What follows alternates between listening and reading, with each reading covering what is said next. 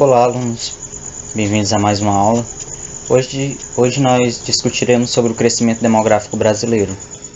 Nós já discutimos o crescimento demográfico do mundo, já discutimos como é que ele ocorre, como é que a transição demográfica ela ocorre, e agora vamos entender como é que isso acontece no Brasil. Já adianto logo que toda a etapa de transição demográfica no Brasil, ela segue os parâmetros que acontecem em outros países. Aquela coisa de ter uma alta natalidade acompanhada de uma alta mortalidade, mas que com o tempo, com as políticas de planejamento familiar, com as políticas de melhorias de saúde, você tem a redução da mortalidade, o que depois vai ser acompanhado pela redução da natalidade, e em consequência da redução da fecundidade também. O Brasil ele vai experimentar esse crescimento demográfico comparado a esses países. A tendência do Brasil, assim como em outros países, é que a população ela cresça até um determinado número e ela pare, até que ela finalmente comece a desacelerar. Esse processo vai ser acompanhado pelo aumento do número de idosos e por vários problemas sociais que os governos eles vão ter que resolver. Uma maior população de idosos, por exemplo, você vai ter que ter maiores investimentos em saúde, por exemplo. Eu não diria problemas sociais, eu diria maiores direcionamentos dos recursos públicos. Os governos eles vão ter que se adequar a isso. A população cada vez mais idosa, você tem uma população menor de jovens. E aí quem é que vai sustentar esses idosos? São aí políticas que os governos eles precisam se atentar toda vez que quando forem observar esse crescimento demográfico em seus países. E no Brasil não é diferente, como eu falei. Ele segue as tendências mundiais no contexto da transição demográfica. Eu não sei se vocês se lembram, mas aquele outro gráfico das aulas passadas, a gente tinha 4 fases da transição demográfica. Uma em que a taxa de natalidade e mortalidade eram altas, o que consequentemente equilibrava a população. Uma segunda fase em que você tem os avanços médicos sanitários, que faz com que a mortalidade caia, mas as taxas de natalidade não, o que você tem aí uma explosão populacional. Na fase 3 você tem as políticas de planejamento familiar, você tem os avanços dos métodos contraceptivos, a taxa de natalidade ela acaba por cair. E a tendência é que a taxa de natalidade caia cada vez mais, a de mortalidade também.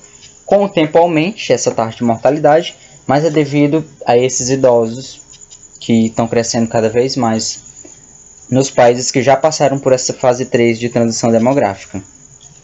Só a título de comparação, observem esse gráfico da taxa de evolução da fecundidade. Em 1940, uma mulher tinha geralmente 6 filhos. Hoje em dia você tem 1,90. 1,90. Isso é menos do que a média para manter a população. A ONU estima que para uma população ela ser mantida, as mulheres geralmente precisam ter uma taxa de fecundidade de 2,1, que é o percentual de 2 filhos para substituir os pais, e o 0,1 caso ocorra algum problema, ou então para compensar aquelas famílias que não conseguiram ter os 2, tiveram só 1. E o Brasil hoje ele experimenta esse 1,90 de taxa de fecundidade. O que a gente observa é que se 1,90 é abaixo da taxa de regulação da quantidade da população, então o Brasil vai chegar uma hora que vai decrescer. Ele vai parar de crescer em termos populacionais e vai cair a sua população.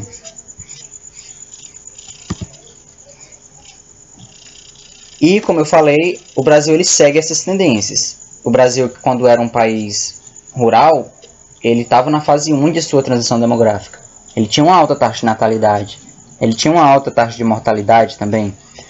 Com a urbanização, os avanços dos métodos contraceptivos, a industrialização também, que foi um fator importante. A industrialização foi um fator determinante do crescimento vegetativo em todos os países do mundo, surgindo lá na Europa e se espalhando até países como o Brasil. A questão aqui, você tem a industrialização, você tem a urbanização, você tem as melhorias das condições médico-sanitárias. Isso faz com que você aumente a expectativa de vida da população. Claro que as taxas de natalidade, os controles de planejamento familiar, eles não acompanharam essa tendência. E é por isso que você tem essas explosões demográficas. No Brasil, atualmente, além do contexto da urbanização e da industrialização, você também pode citar o maior ingresso das mulheres no mercado de trabalho e também as mudanças de valores socioculturais. Pouco a pouco, o Brasil vai mudando a sua mentalidade no contexto do machismo, por exemplo. Há 100 anos atrás, como é que se permitia que uma mulher estudasse ou trabalhasse? Esse é um dilema que está sendo derrubado atualmente. Hoje em dia as mulheres já trabalham, hoje em dia as mulheres já podem estudar. Um contexto lento e transitório, o Brasil ele vai sofrendo essa mudança de valor sociocultural. E você sabe que quando a mulher se insere no mercado de trabalho, quando ela estuda, se insere, tem essa capacitação para o mercado de trabalho, elas tendem a se casar mais tarde e, consequentemente, a ter filhos mais tarde. A título de comparação, o crescimento médio da população brasileira de 1950 a 1980 era de 2,8% ao ano. Essa taxa indica, por exemplo, que a cada 25 anos a população do Brasil ela dobraria. Já entre 2010 e 2015, o crescimento médio foi de apenas 0,8%. Você tem aí mais de 25 anos para a população poder dobrar. Também a gente tem um aumento da esperança de vida ao nascer, paralela à redução acentuada da natalidade. E se você observar no gráfico, como eu falei, a população vai crescer até um determinado ponto, ela vai parar e vai começar a decrescer a partir do ano de 2040. Hoje, a gente vive numa situação que o Brasil conhece como bônus demográfico ou como janela demográfica.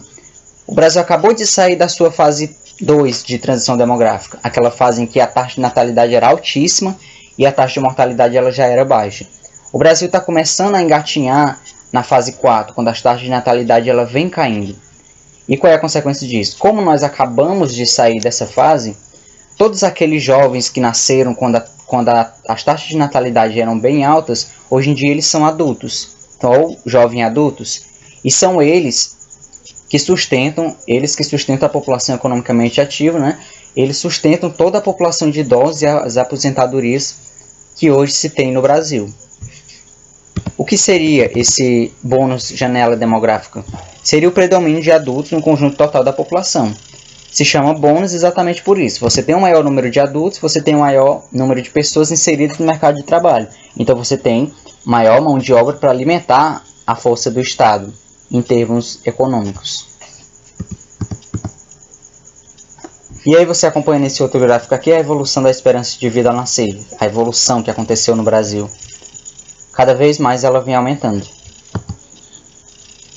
E como eu falei do bônus demográfico, essa é a pirâmide etária do Brasil, entre 2012 e 2018. Vocês percebam que a maior taxa está entre a população adulta, por conta que o Brasil acabou de sair da sua explosão demográfica, digamos assim.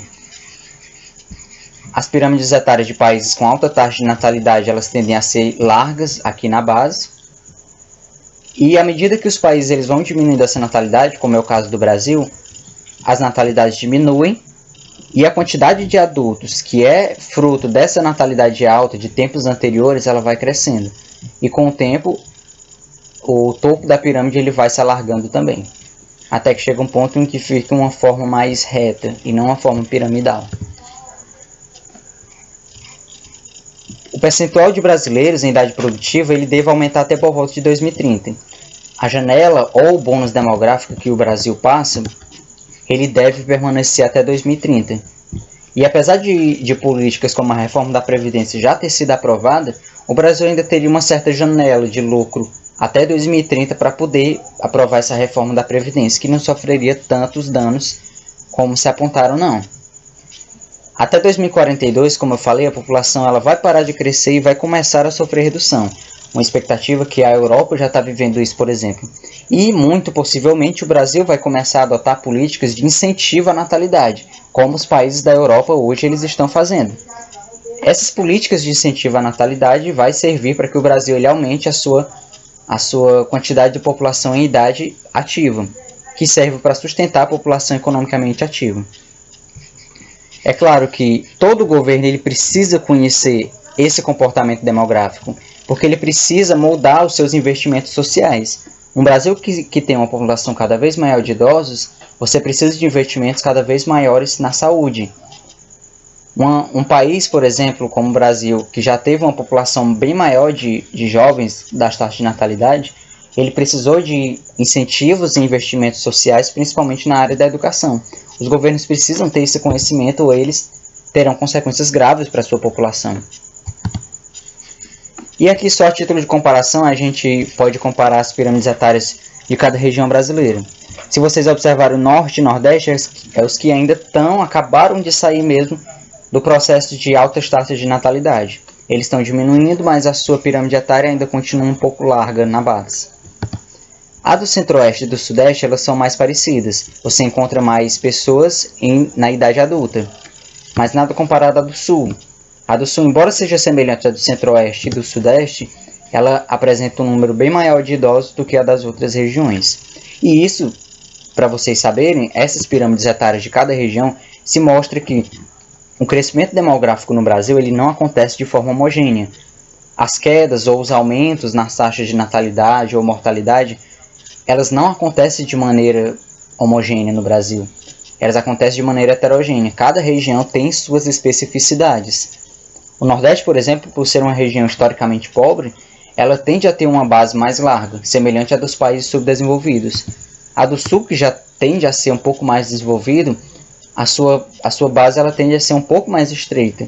E isso se reflete como as mudanças de crescimento demográfico elas não acontecem de forma homogênea no Brasil. E aí, para finalizar, eu deixei algumas questões para vocês. Então, muito obrigado e até a próxima.